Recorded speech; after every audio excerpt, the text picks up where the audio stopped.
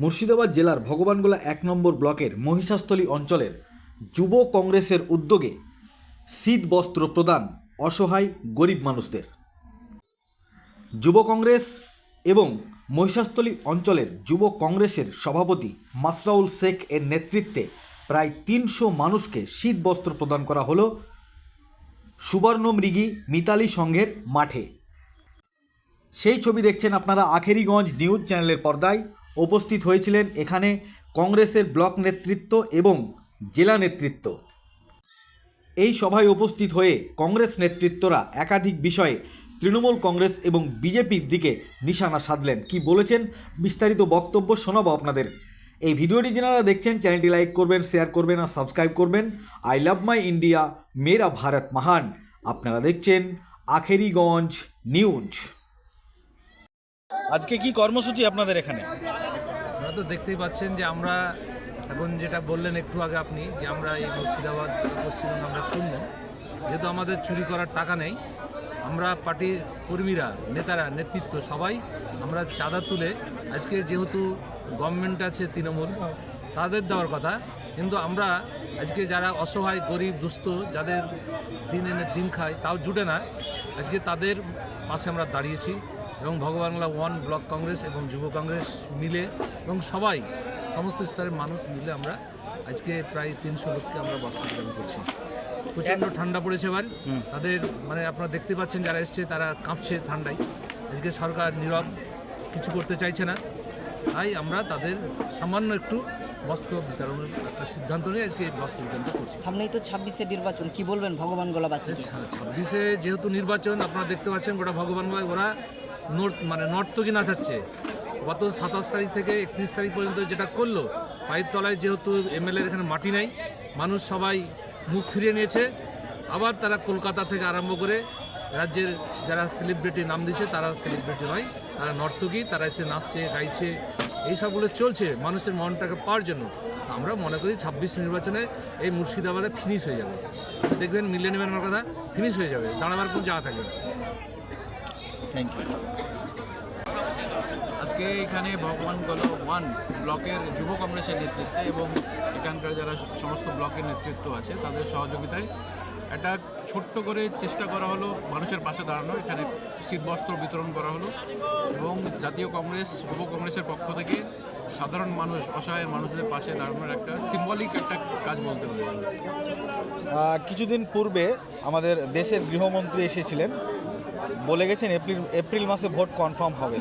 আপনাদের প্রস্তুতি কেমন চলছে কংগ্রেসে? আমার যা মনে হয় ভোট এপ্রিল কেন, এই মুহূর্তে যদি এই পশ্চিমবাংলায় ভোট, বিশেষ করে এই মুর্শিদাবাদে যদি ভোট ডিক্লেয়ার হয়, এই পশ্চিমবাংলা 22টার মধ্যে আমরা শূন্য হয়েছিলাম।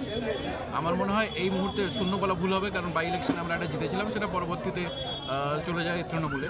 কিন্তু আমাদের যা পরিস্থিতি, আমরা সাংগঠনিকভাবে প্রস্তুত আছি এবং সবথেকে বড় কথা মানুষ প্রস্তুত আছে। যেভাবে এই বাংলায় দুর্নীতি হয়েছে, যেভাবে এই বাংলায় শাসক দলের তরফ থেকে সন্ত্রাস হয়েছে, গুন্ডা বাহিনী, পুলিশ প্রশাসন চতুর্দিক দিয়ে যেভাবে সন্ত্রাস হয়েছে, তার নিরীক্ষে এখানকার মানুষ প্রস্তুত আছে এই শাসক দলের বিরুদ্ধে ভোট দেওয়ার জন্য।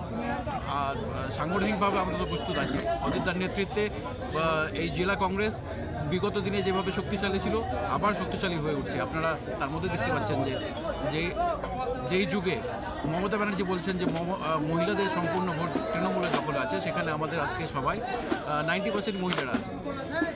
তবুও তৃণমূল কংগ্রেস বলছে যে ওরা শূন্য ছিল, আবার শূন্যই হবে। কীভাবে জবাব দেবেন? তৃণমূল অনেক কথাই বলে। তৃণমূল নেত্রী বলেছিলেন এসআইআর হতে দেবো না, এসআইআর হচ্ছে। তৃণমূলের নেত্রী বলেছিলেন ওয়াকফ হতে দেবো না, ওয়াকফ হচ্ছে। তৃণমূলের নেত্রী বলেছিলেন এখানে আরএসএসের শাখা সংগঠন হতে দেবো না, আরএসএস শাখা কীভাবে বৃদ্ধি পেয়েছে তার এই 15 বছরের আমলে, সেটাও আপনারা জানেন। তাই তারা কি বলছে, তাদের কথার কোনো দাম নেই, এটা মানুষ জানে। যারা মানুষের ডাল চালের টাকা চুরি করে খায়, যারা গরিব মানুষের আবাসের টাকা চুরি খায়, তাদের কথার মূল্য আমরা দিই। ঠিক আছে। আপনার নাম? আমার নাম আসিফ ইকবাল। আপনার পরিচয়? আমি রাজ্য যুব কংগ্রেসের সহসভাপতি। Thank you.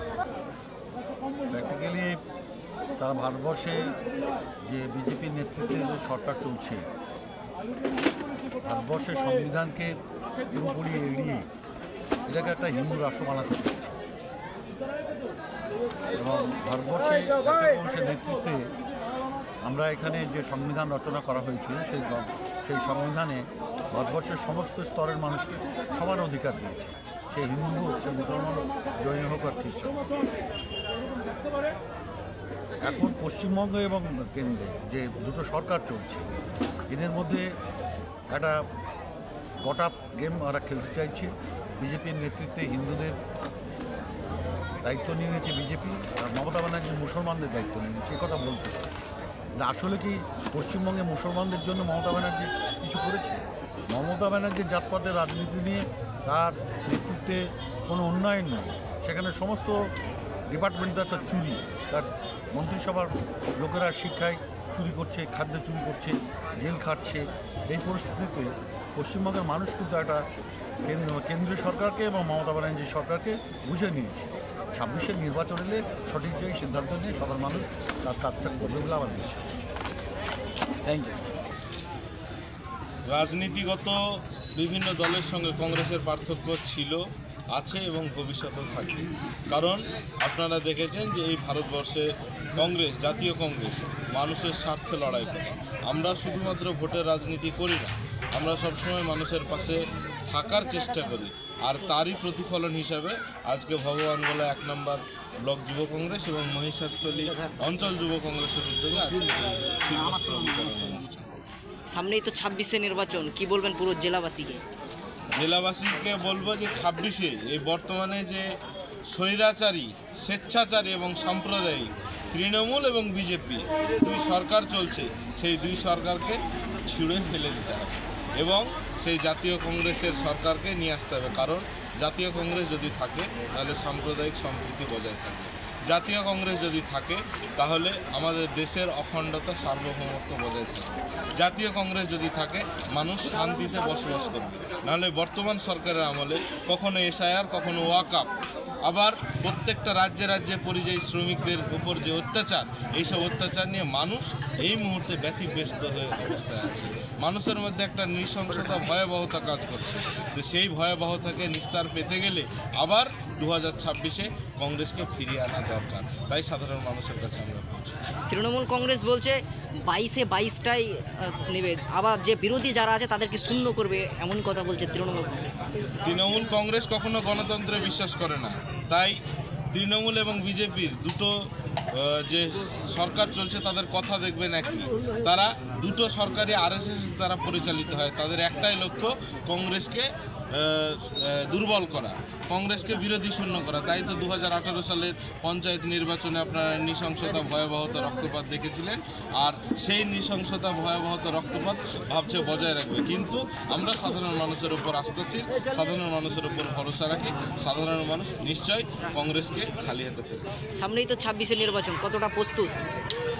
আমরা সারা বছর রাজনীতি করি, আমরা মানুষের জন্য রাজনীতি করি, মানুষের স্বার্থে রাজনীতি করি। মানুষের ওপর যদি কোনো অন্যায় নেমে আসে সেই অন্যায়ের বিরুদ্ধে প্রতিবাদ করি। তাই তো দেখছেন যে অধীর রঞ্জন চৌধুরী মহাশয় তিনি 2024-এ ভোটে পরাজিত হওয়ার পরেও এই বিভিন্ন রাজ্যে রাজ্যে পরিযায়ী শ্রমিকদের যে অত্যাচার হচ্ছে, উড়িষ্যায় যে জুয়েল রানাকে পিটিয়ে মারা হলো, তার প্রতিবাদে প্রধানমন্ত্রীর দ্বারস্থ হয়েছিলেন।